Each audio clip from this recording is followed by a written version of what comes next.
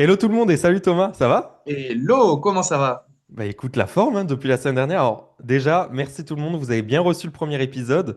Moi je pensais vraiment, on n'a pas fait des milliers de vues, mais je pensais vraiment qu'on allait le publier, il y allait avoir 10 personnes qui allaient regarder la vidéo et au final on a dépassé les 200 vues. Alors c'est rien du tout, mais c'est vrai que moi sur YouTube je poste jamais. Vraiment, j'ai aucune audience, donc en fait on démarre de zéro. Donc là l'objectif de cet C'est épisode un c'est qu'on excellent démarre les début. 500 vues, c'est qu'on dépasse pardon les 500 vues.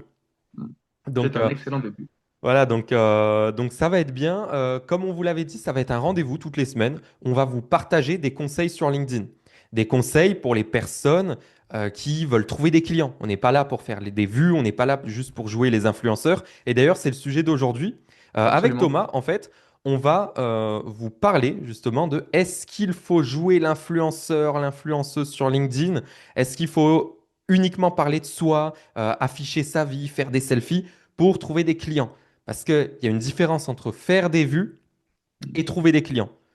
Euh, et aussi, avant de passer à la suite, bien sûr pour vous garder dans la vidéo, hein, pendant la vidéo, elle va durer à peu près 30 minutes. D'ailleurs, je vais démarrer un chrono. Elle va durer 30 minutes. On va lâcher un moment une bombe de valeur. Et en fait, on vous donnera les instructions pour recevoir un Google Drive avec plein de ressources gratuites.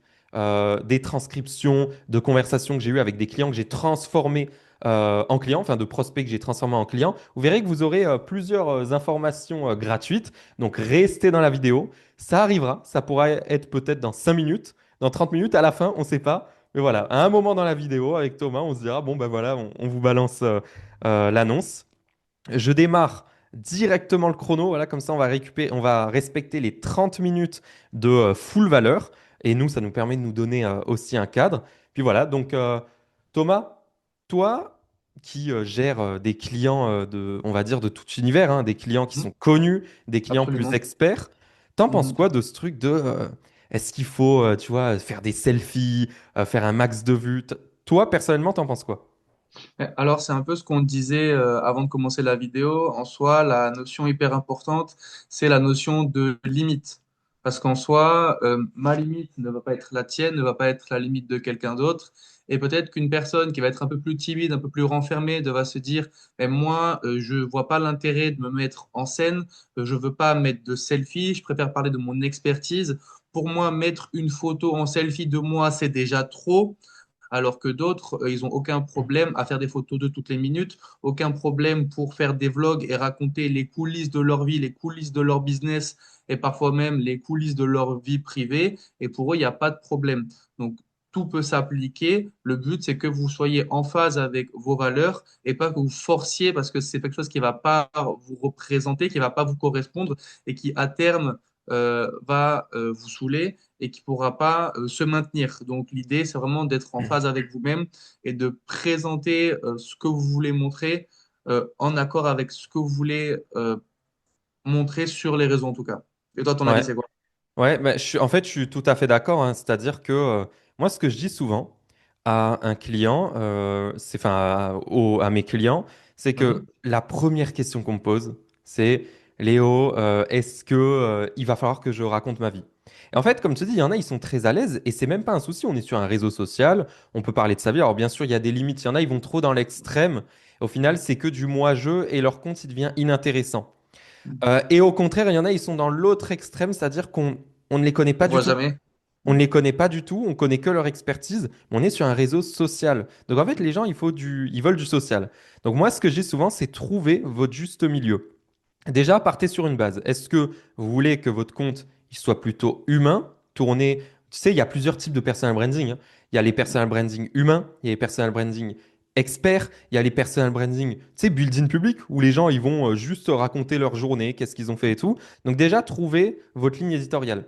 C'est vrai que le truc de l'expert sur LinkedIn aujourd'hui, ça marche énormément. Tu sais, il y a 3 ans, les carousels et tout, je sais pas si tu te rappelles, c'était pas vraiment mis en avant. On voyait surtout enfin, c'était moins mis en avant. On voyait surtout des selfies. On voyait énormément de selfies. Et aujourd'hui, j'ai l'impression que LinkedIn a réussi à faire en sorte que l'expertise comme l'humain sont les deux au même niveau. C'est-à-dire que aujourd'hui, moi, mes plus gros posts, c'est des carousels.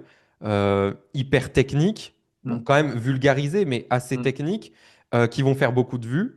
Alors qu'avant, je me rappelle, quand je voulais faire des vues, je faisais un selfie, mm, je parlais de ma vie, tu vois. Donc en fait, ça a un petit peu changé. Et c'est pas LinkedIn qui a changé. C'est plutôt l'habitude de consommation des gens, c'est que les gens, ils en ont eu marre de tout le temps voir juste des créateurs partager leur vie. On est, en fait, souvent, et je vais dire un truc un petit peu banal, bateau, mais on dit on n'est pas sur Instagram, on n'est pas sur Facebook. Je suis d'accord et pas d'accord avec cette phrase, dans le sens où c'est un réseau social pro, on est là pour consommer un minimum du pro, mais on n'est pas là non plus pour être sur un réseau de robots où il n'y a pas du tout d'humain. Donc tu vois, il y a quand même un juste milieu à trouver. mm. Moi, j'ai un peu un contre-exemple avec ce que tu as dit, parce que par exemple, moi, quand je me suis lancé sur LinkedIn, donc c'était, on va dire, 2020-2021, et mes premiers contenus, c'était des carousels.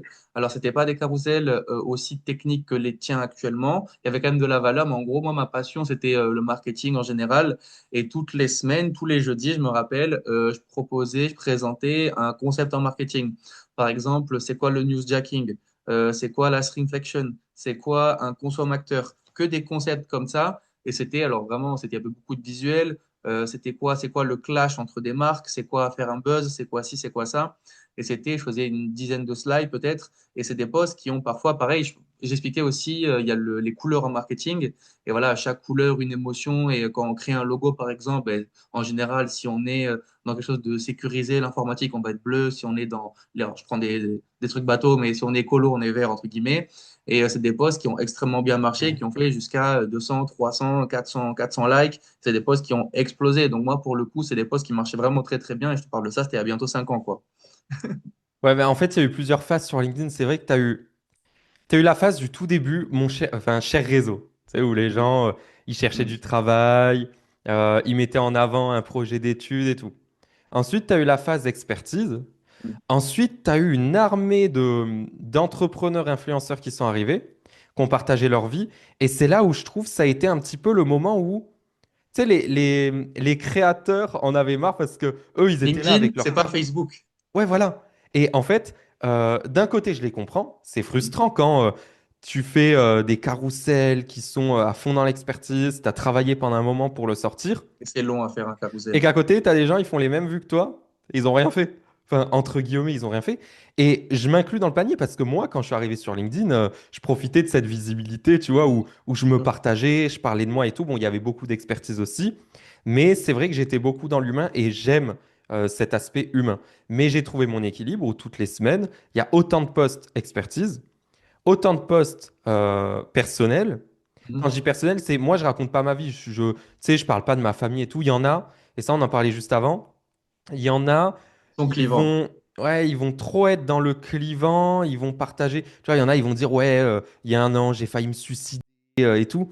Et des fois, je Mm. me dis, d'ailleurs, je pense qu'il faudra biper ce mot pour YouTube, pour l'algo. Mais Et, en fait, Et dans ces mêmes postes-là, c'est ce qu'on disait, c'est qu'il y a des gens sans vergogne qui sont allés jusqu'à vendre leur formation en parlant de choses extrêmement ouais, tristes et douloureuses, personnelles et graves, point de vue de la société, et qui terminent, bon, ben, vous pouvez quand même accéder à ma formation, c'est dispo, c'est là, et qui profitaient de l'engouement, de la tristesse des gens, et c'est des postes qui ont extrêmement marqué, enfin, qui, alors, soit les gens n'étaient pas chaud parce que ben, c'est pas l'endroit pour parler de ça et du coup ils ont quand même regardé, cliqué, c'est ce qui a fait que les vues ont augmenté et du coup les gens ont profité de ce pic de buzz pour vendre leur soupe quoi. Donc c'est un peu terrible d'en arriver là. ouais, ouais, c'est vrai que c'est fou. Et ouais, en fait, comme je dis, il y a différents. Stades, de différents degrés à respecter, hein. Il y a quand même des limites. Et dans tous les cas, il y a des limites qui sont éthiques aussi. Donc, Mhm. pas faire des vues sur des choses qui sont terribles. Tu vois, des fois, je vois, ils font même des vues sur la mort d'une personne ou. Enfin, des fois, c'est trop.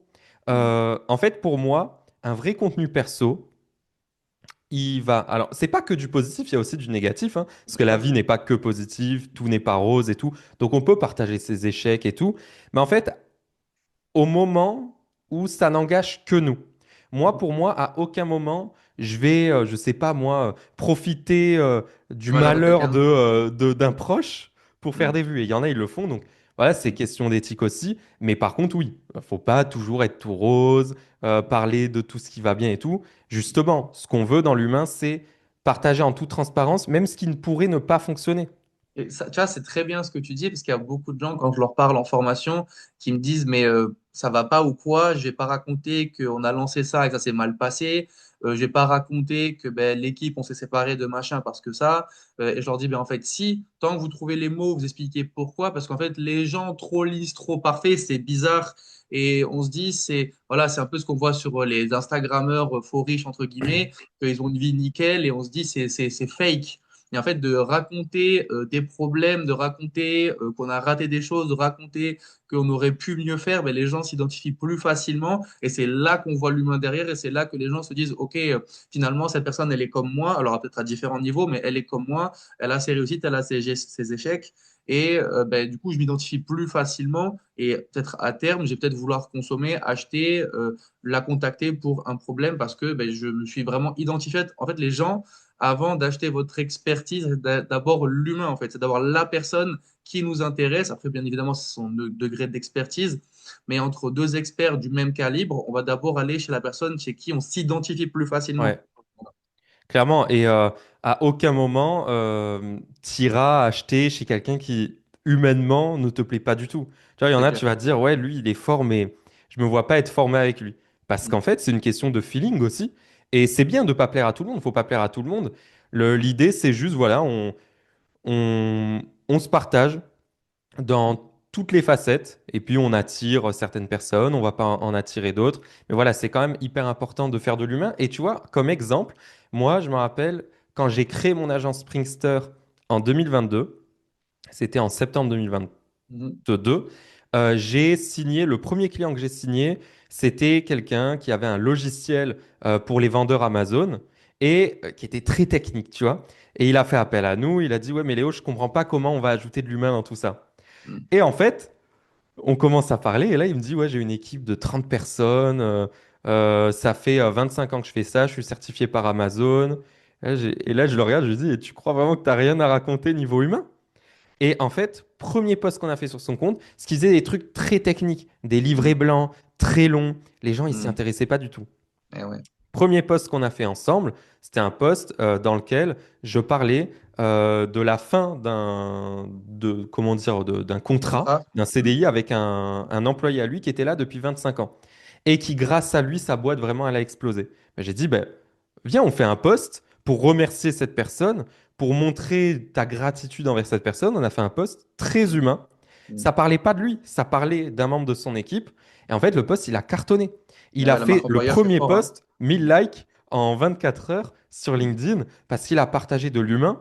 Et là, il était complètement, enfin, il y comprenait rien parce que ça faisait des mois et des mois qu'il partageait des gros trucs techniques, qui faisait 3-4 likes, encore c'était son équipe.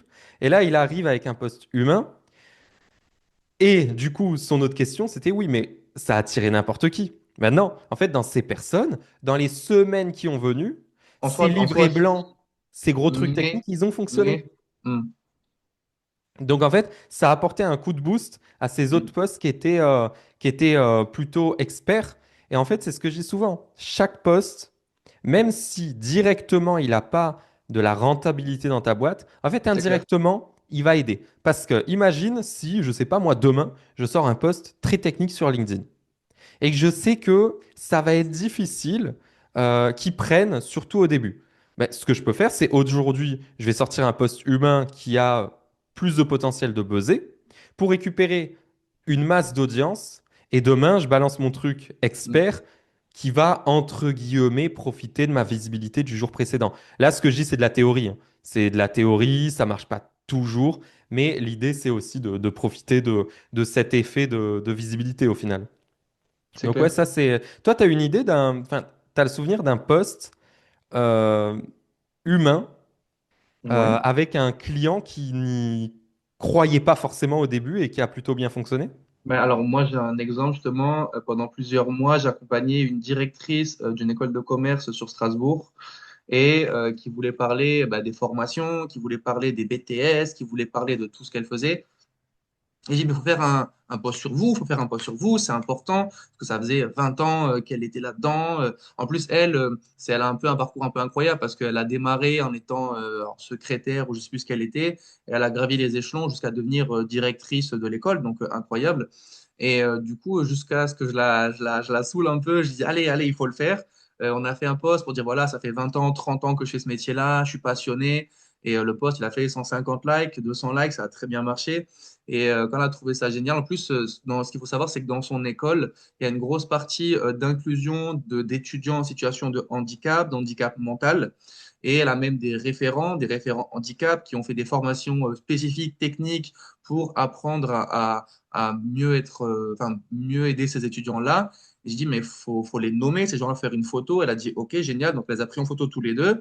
Et du coup, ben voilà, telle personne, c'est nos référents. Ils font ça, dans la vie, ils font ça. Ils aident nos étudiants pour ça, ça, ça, ça. Et du coup, c'est présenter l'équipe. Et un autre poste qui avait hyper bien marché, c'était pendant l'été. Elle m'a dit, oui, euh, on travaille, mais personne ne le sait. Je dis, bah, faut le dire.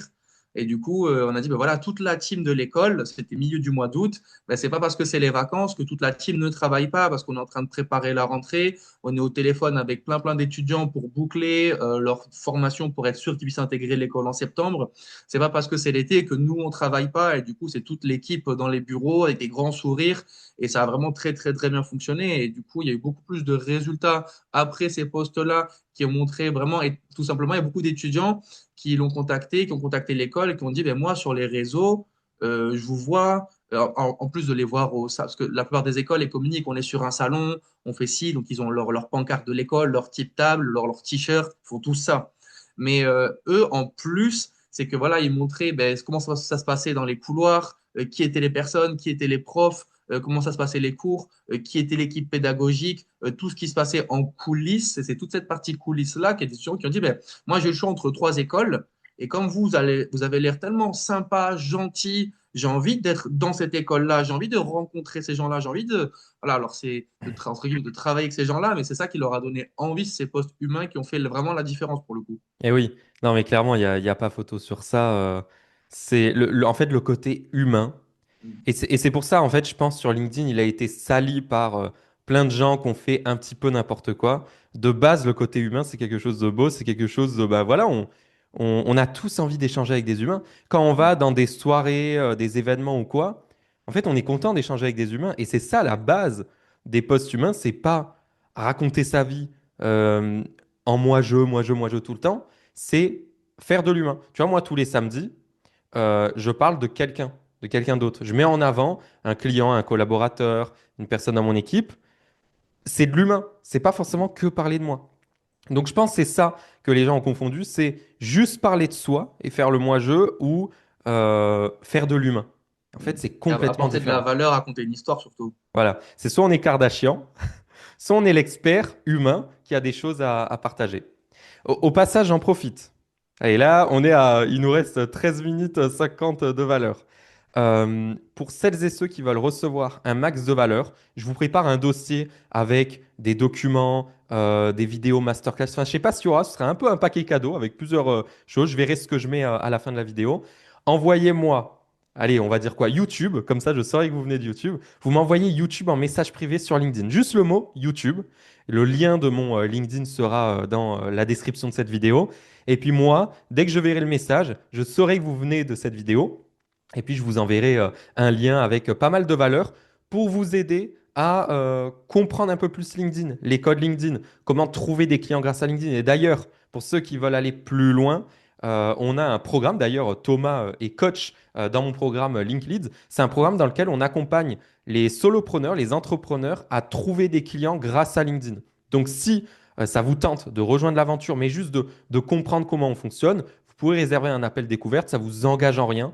Par contre, venez vraiment, parce que je sais qu'il y en a, en plus, l'été arrive ou quoi. Donc, si vous réservez, vous venez, et puis vous serez mis en relation avec soit moi-même ou un membre de mon équipe pour découvrir le programme. Vous aurez quelques questions. Comme j'ai dit, ça vous engage en rien. Venez, profitez-en. Dans tous les cas, c'est soit vous êtes pris, parce que ça match, ou soit, bah, dans tous les cas, vous repartez avec de la valeur parce qu'on va vous guider sur la bonne direction à prendre. Donc prenez-le, ça ne coûte rien. Et puis voilà, on peut reprendre avec Thomas. Mais en tout Allez. cas, réservez cet appel, vous verrez que vous n'allez pas le regretter. Je viens de penser à un truc qu'on n'a pas encore évoqué, c'est qu'on a parlé beaucoup de photos. Et moi, par exemple, il y a beaucoup de personnes qui m'ont dit, ben moi, je n'aime pas me mettre en photo. Par exemple, cette année, donc moi, je suis intervenant à Subdecom, en marketing digital. Et j'ai une des étudiantes qui m'a dit, moi, je veux pas me mettre en photo, je veux pas mettre mon visage. Et elle m'a dit, est-ce que je peux me créer un avatar IA style Disney, parce qu'elle aimait bien Disney, et l'utiliser à place de mon visage? J'ai dit, ben, aucun problème. Et du coup, elle a fait plein de posts avec un avatar IA. Et ce que beaucoup de gens font aussi, c'est qu'ils ont par exemple une mascotte. J'en vois beaucoup qui ont des animaux en mascotte et même si c'est pas un humain, mine de rien, ça reste quand même sympathique, ça humanise quand même Oui. le concept. Moi, j'ai un pirate, donc j'ai régulièrement un pirate qui arrive. Et même le fait d'avoir une mascotte, ça permet d'avoir un univers graphique, branding encore plus prononcé, de rajouter une dose de mignon, de sympathique au concept. De parfois, il y a beaucoup, si on prend l'exemple d'Amandine Barthes, qui est à sa loutre, sa petite loutre mignonne, elle Son est dans ses, branding, il est incroyable, hein. voilà, incroyable. Dans ces carousels, c'est ce qu'on voit régulièrement. On voit sa petite poutre avec des bulles en train de parler, en train de présenter des choses. Et du coup, ça, même sans pour autant mettre sa photo. Donc, ça peut être une solution. En soi, toi, t'en penses quoi par rapport à ça? Alors moi, je suis tout à fait OK avec ça. En fait, moi, quand j'ai démarré, bon, j'ai démarré un petit peu bizarrement parce que moi, j'avais pas une mascotte, j'avais juste un symbole. Tu sais, c'était le point Oui, orange. Et oui, en fait, c'est vrai. j'avais mis un point orange dans mon nom et prénom sur LinkedIn. Et j'avais même créé une page pro, le point orange. Le point Hmm. orange, je le mettais partout dans mes posts. Et en fait, j'avais même une peluche point orange. J'avais pris en photo tout ça. Et c'est vrai que ça marchait bien parce que des fois, j'allais dans des soirées. On me disait, ah, c'est le point orange. J'avais un Waouh. t-shirt avec un point orange. C'était vraiment point orange. Hmm. Après, j'ai changé pour des questions stratégiques, mais qui n'ont rien à voir avec le fait que je suis pas d'accord ou pas avec cette technique. Hmm. Moi, j'adore. Après, encore une fois, ça dépend des gens. Il y en a, ils vont être à l'aise avec le fait d'avoir une mascotte. Il y en a, ils vont préférer, tu sais, avoir, ben, comme Un Valentine accessoire? Soda, le gant de boxe. Hmm. Ou Ouais. Ou d'autres, alors, ils vont. Ouais, voilà, ou le t-shirt. Ou alors, voilà, ça va dépendre. Il y en a, ça va être une certaine couleur, comme Laurine Bemer, tu vois, qui est hmm, toujours habillée en en rouge. rouge. Hmm. Ça peut être, moi, tu vois, sur Instagram que je commence à publier. Je partage toujours ma petite voiture Lego. Ok. Et tu sais, je la Ok. mets dans toutes mes stories et les gens, à chaque fois, tu sais, Hmm. c'est devenu presque une blague. Hmm. Et en fait, c'est juste trouver un petit truc qui va faire que ça va vous différencier des autres, mais qui vous fait kiffer surtout. C'est vraiment, si Et- vous avez une passion, tu sais, il y en a, par exemple, ils vont être passionnés par le golf. Bah, hmm.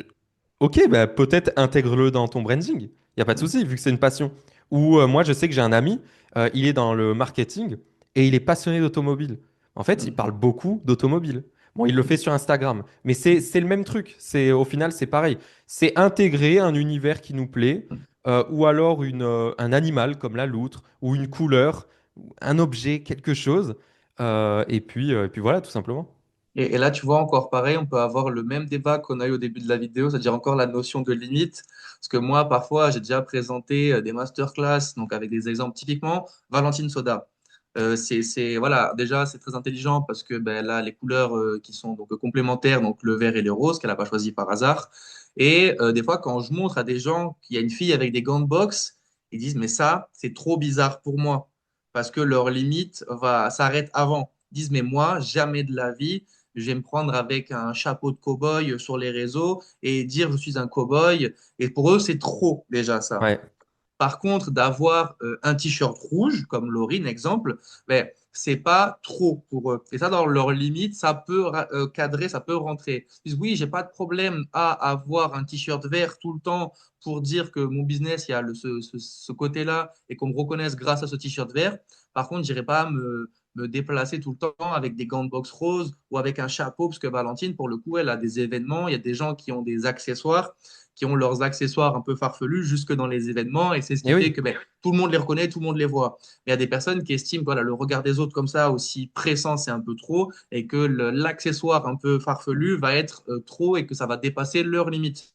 Et c'est pour ça, c'est ce qu'on dit, voilà, Léo, c'est ce qu'on dit aux gens qui nous écoutent, qui nous regardent, qu'il il faut toujours être en phase avec ses valeurs et pas parce qu'il y a un effet de mode, parce qu'on se rend compte que ça marche, de choisir quelque chose par défaut, par dépit, parce qu'on s'est dit, bon, les autres le font, ça marche, moi, j'ai pas trop envie, je me force. Non, surtout pas. Prenez quelque chose qui vous corresponde et qui reste dans votre zone de limite en soi. Ouais, en fait, faut juste être aligné avec ce qu'on fait. Je sais pas si quelqu'un aime, bah, comme j'ai dit, les Lego, ça peut être intégré dans le branding. Une certaine façon de parler, un mot. Tu vois, il y en a, Mm, ils ont une certaine signature ou en fait, ça mm, peut être n'importe quoi, mais qui fait que on vous reconnaisse. Ça, c'est mm, hyper important. C'est on doit vous reconnaître. Ça peut même être une ligne éditoriale bien précise qui va parler de quelque chose ou tu vois, par exemple, Amandine. Bon, Amandine, elle est très forte sur le branding parce qu'elle a plusieurs éléments mm, qui fait qu'on la reconnaît.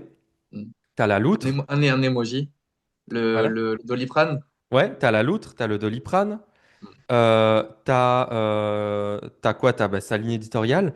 Mais c'est surtout que elle dit à chaque fois, je rends le SEO simple, contrairement à mes concurrents. En fait, on sans la connaît migraine. comme celle qui rend le SEO simple. Mm, D'où le Doliprane. C'est mm. t'as C'est pas ça, mal à la tête avec c'est ça, ses posts c'est ça. LinkedIn.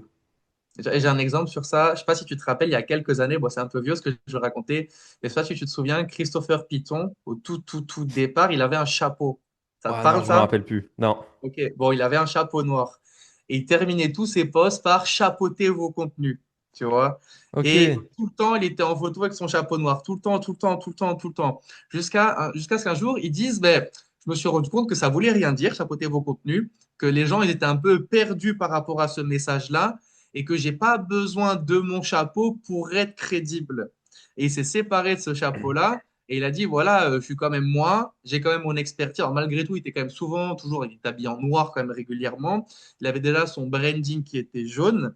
Et il a dit, bon, j'abandonne chapeauter vos contenus parce que les gens étaient un peu perplexes devant ça. Et du coup, il a rendu ça plus crédible. Donc voilà, même quand vous choisissez un élément différenciant comme voilà, un accessoire, soyez certain. Alors après, forcément, nos mentalités elles peuvent évoluer. Toi, tu as dit que ton point orange, tu as décidé de changer pour des raisons stratégiques, mais essayez de réfléchir à comment ça peut perdurer dans l'avenir et est-ce que dans 2, 3, 4 ans, vous serez toujours en phase avec ça.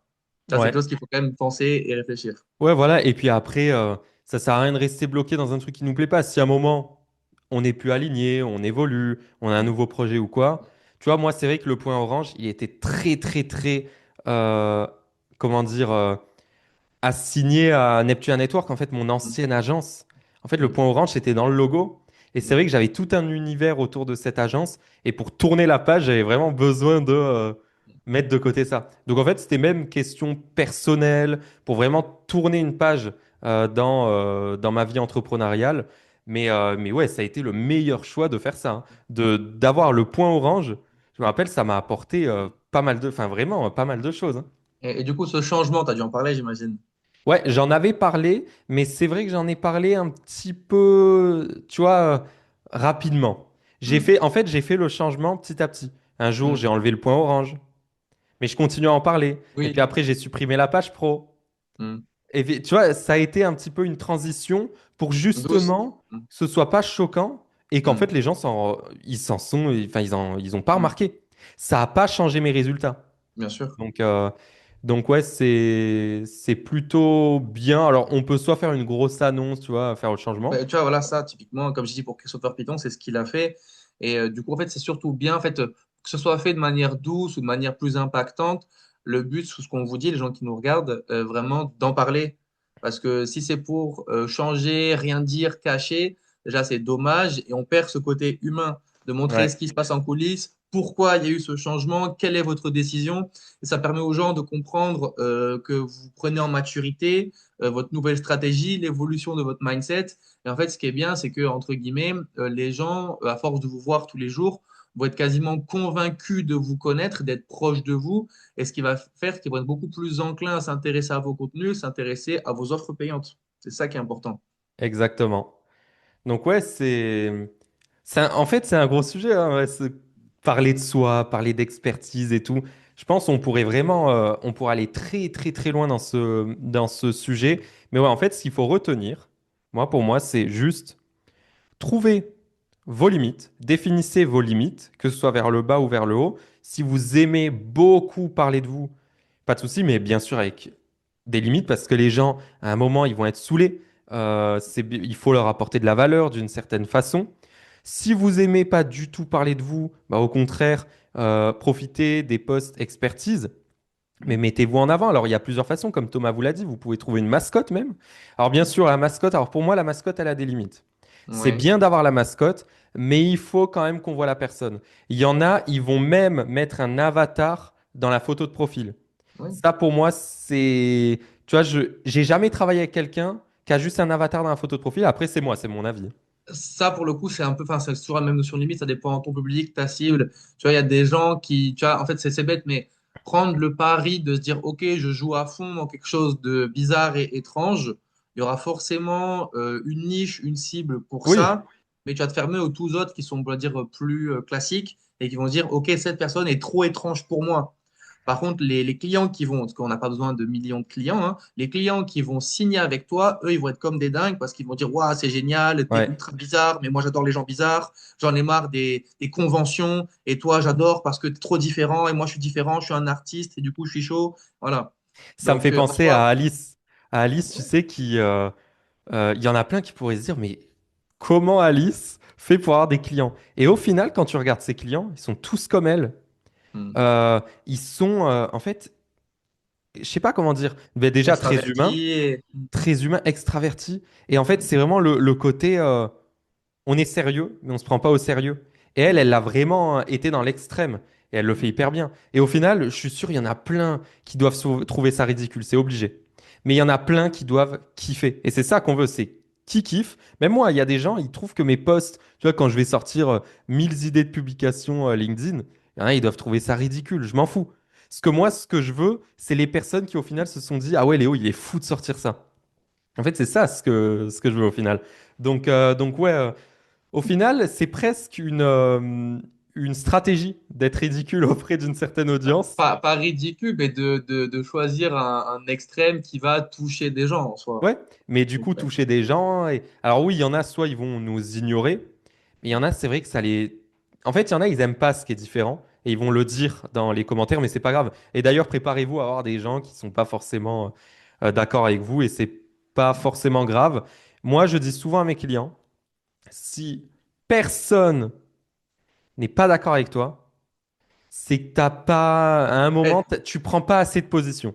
mais tu vois, c'est exactement ce que j'allais dire, c'est qu'en fait, être trop neutre, ça nous dessert en fait. Ben ouais, Il faut quand même choisir, parce que être d'accord avec tout le monde, bah, il faut quand même prendre un parti pris à différents niveaux pour quand même toucher des gens qui, voilà, qui vont être d'accord avec nos idées, que ok, pour tel sujet, tel débat, ben, cette personne a donné son avis, positif ou négatif. Ça va forcément des gens qui vont être d'accord, des gens qui vont être pas d'accord. Mais en fait, ce qui est bien, c'est que les gens qui vont être pas d'accord, ils vont peut-être se désabonner de nous. Mais ces gens, en fait, il y a beaucoup de gens qui disent oui, mais moi j'ai peur que les gens se désabonnent. S'ils se désabonnent, c'est des gens qui n'auraient jamais été clients chez mais toi. oui. Donc on Donc, on s'en s'en fout. débarrasse. Donc, ça baisse, mais c'est pas plus mal parce que c'est des gens qui ne servent à rien, entre guillemets. Ouais, Donc, du coup, le but, c'est de garder des gens. Et puis, tous ces gens qui vont dire, ah, mais c'est fou parce que je pensais pas que telle personne, elle pensait comme moi. Ou, tiens, je suis d'accord avec elle, elle a vraiment les mêmes idées. C'est des idées quand même assez précises. Du coup, je rentre d'accord avec ses idées. Et ces personnes-là qui vont se convaincre de, OK, j'ai envie de continuer à suivre cette personne parce que ce qu'elle a pris comme position sur ce débat-là, par exemple, moi, ça m'intéresse et j'ai envie de continuer à suivre les idées de ces personnes-là. Donc, c'est ouais, exactement ce que tu viens de dire. clairement. Bah, le chrono, il a sonné. En tout cas, vraiment, encore une fois, c'était top. Moi, j'aime bien ce petit rendez-vous. Alors, Ouais, je vais être carrément. honnête avec vous. Moi, je l'ai toujours dit, et ça, je le dis sur LinkedIn, ça fait partie de ma ligne éditoriale. Je suis quelqu'un de feignant. Et le fait d'avoir ce petit rendez-vous avec Thomas en visio, déjà, ça me crée une habitude. Donc ça, j'aime bien. Parce que c'est vrai que moi, de mon côté, chaque fois que je dois faire une vidéo, je suis là, pff, qu'est-ce que je fais? Alors j'écris le script et tout. Et tu vois, c'est vrai que j'aime pas. Et Mm, j'aime bien. Et moi-même, je suis consommateur de ce genre de conversation, tu sais, où il y a juste un zoom, on mm. parle, et c'est un sujet profond. Et moi, c'est ce que j'aime. Et je sais que mon audience, c'est ce qu'elle aime aussi. C'est tout simplement, elle préfère les sujets avec du fond plutôt que les sujets avec de la forme, même si la forme c'est quand même important. Le fond c'est plus important parce que bah, on est des experts, on veut voilà, on veut apprendre plutôt que tu vois se divertir sur du contenu qui certes va être beau mais pas forcément avec du fond. Donc c'est Pertinent, ouais. important pour moi. Donc moi j'aime bien ça. On va continuer. Là c'était le deuxième épisode.